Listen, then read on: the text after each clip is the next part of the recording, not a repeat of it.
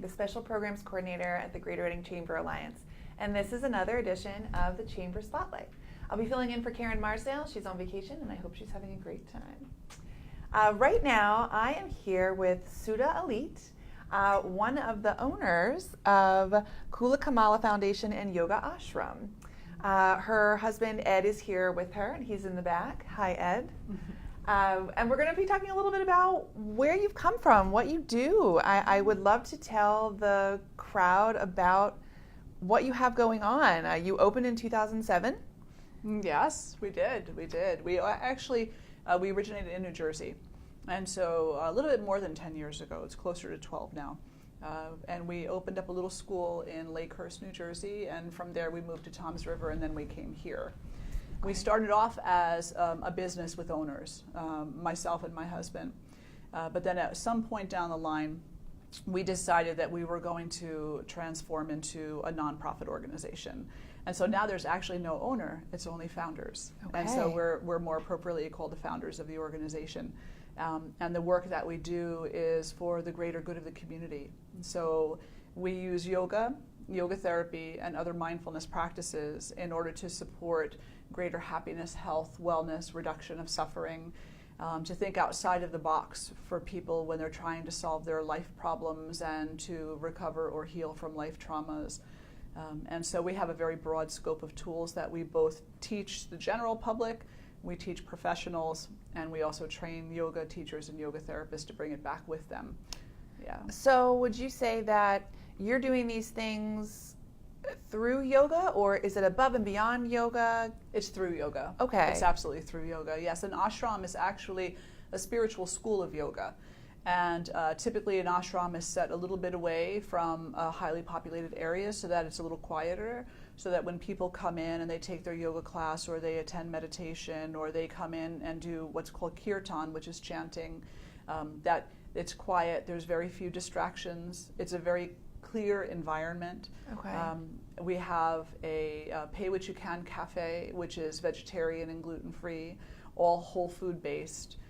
We're no smoking, no alcohol, no violence, no drugs, no, pretty much no nothing. Yeah, but I mean, I definitely want to touch on what you just said. It's a pay what you can. Yes. So you are offering these services to people. I think I saw on your website that maybe $10 donation of some kind might be a good minimum, but I think it's wonderful that you're offering this service to people who maybe can't afford something more expensive. Yes. So how does that work when someone comes in and so is it just known that they pay what they can? There's signs everywhere. Okay. So there's no question. And when they come in, typically there'll be somebody in that main hallway, because it's a school. It's a 21,000 square foot building. Oh, wow. It's a repurposing of the Alsace Consolidated Elementary School, which was originally built in 1932. Mm-hmm. We purchased it 4 years ago when we transferred here from New Jersey.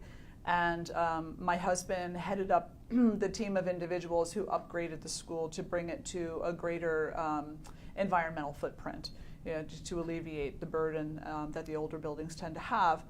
And then on the services side of things, we created an entire schedule of classes and experiences that are by donation. A person comes in, they walk in the front door, there's a table of information there, there's a sign-in sheet. Everybody has to sign in when they enter the building. And then there are envelopes, and they either make a donation if they can. Some people also pay it forward so that other people can come in and enjoy the services. Mm-hmm. And then some people can't afford it. And there's nobody there saying, can you not afford it? Mm-hmm. It's all on honor.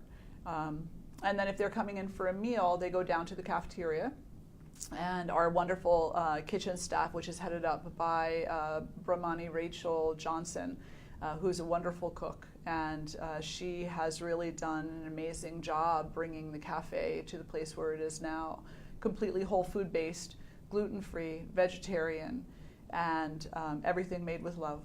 So people just get in line, they ask for a dish, they get a dish, they go, they sit in the gardens and enjoy, or they go sit in the student center and enjoy their meal. That's lovely. And when are you open during the week? Are you every day? Yeah, we're open 7 days actually. And so Generally speaking, the hours are 7 to 7, but the cafe is not open except for weekends. Okay. So Wednesday evening we do serve soup as dinner, and then Friday evening we have a dinner from 7 to 8:30. Saturday we serve brunch, and Sunday we serve brunch.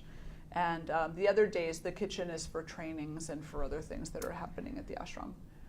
I know exactly where you're located because I went to pre-kindergarten at the ALSA school. Did. Yes. And it's That's good wonderful. memories, really good memories. Yeah. And I'm sure that you're creating so many wonderful memories too with, the people that are coming in there to see you. Do you find that people can come just who want to maybe be a little clearer minded? Yes. That ranges from that to maybe a serious issue where you help them through these things? Is it almost like a counseling through yoga? Do you ever speak with the people that come to talk to you and do yoga with you? Absolutely. It works on a number of different levels. The first is the most basic level, and those are classes. They're public classes. And we really do cater to individuals who are just starting off. We have specialty programs also for people who have been practicing for a while. But we really work to keep it simple and practical so that anybody coming in can attend our classes and take away something valuable from them. If an individual is looking for something more than that, then we also provide private spiritual counseling sessions, private yoga therapy sessions. We do have a massage therapist on staff as well. And so individuals can opt for that. Those are not by donation services, though. Those are fee services for the private sessions. And then if an individual decides that they want to take it a step further and they really want to dive in and learn about this just amazingly diverse experience of yoga, then they can attend one of our training programs. We have a 200, a 300, an 870-hour program. So we have 3 professional training programs in yoga. One is for a yoga teacher and the other 2 are for yoga therapy, which is a more specialized application. And then in the new year, we're actually going to be starting a spiritual leadership training program for individuals who would like to work either with themselves, with their families, or with their communities through a greater understanding of peace and what brings that about. That is great for the new year, and bringing peace is exactly what's needed all the time for everybody. It is, yes, absolutely. What made you decide to come to Berks County and bring this with you? Two things. The first is that we started looking for a school, I guess it would be about 8 years ago now. And we spent a couple of years kind of traveling up and down the East Coast and looking at different schools, and nothing was quite right. And then my husband, he was very astute at finding these properties. And one day I said to him, perhaps we should just put this on the back burner for a little while. We're getting very busy over in New Jersey. We were working with mental health organizations, dealing with families in crisis, working with the government and the local governments and whatnot in supporting these families that were going through so much and supporting their children. And so we agreed, that we would just kind of stop looking for now. And that Saturday morning, we're sitting there, and he said, "Do you want to see something?" And I said, "Not if it costs $1.5 million, no." And so he handed me an eBay, picture on their website, and it was the school. So that day it was snowing, and we got in the car and we drove out here. It was the snowstorm 4 years ago. It was a very bad snowstorm. And we walked through the school, and it was perfect. It was just absolutely perfect. So that's the main story, but the little side story is that about 7 years ago, we actually adopted a dog from right down the street from here. And we didn't know anything about Reading at that time, So we were driving around one day, and I said to Ed, "This is where we adopted Ladu." And he said, "No." I said, "Oh yes, right over there." And sure enough, so we had been here before. She actually introduced us to the area. Yeah, you were meant to be here. We were meant to be here. We were. And we're enjoying it so much. And I'm glad to hear that. Yeah. What would you say is maybe a resource, programming, networking opportunity that has helped to grow your business since you've gotten here in Berks? So I think that connection with community in any way that you can think of doing it. So we've attended some of the chamber's luncheons where you get to meet other business people in the area. we've done a lot of outreach at the local colleges and other organizations. And I think just really, being open and talking about what it is that we represent so that people don't have a misunderstanding.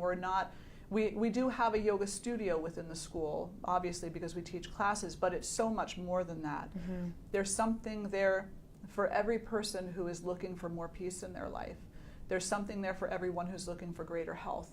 There's something there for everyone who is looking for a different way to communicate with themselves, their friends, their family, their coworkers, their community. There's something there for everybody. It really sounds like it. And we can't thank you enough for bringing something like this to our community. No. We're happy to have you here and Thank you. get the word out about Kula Kamala, and we're just so thankful that you were here, so thank you for coming. Thank you, and thank you for having us here and helping us to get the word out. You're very welcome.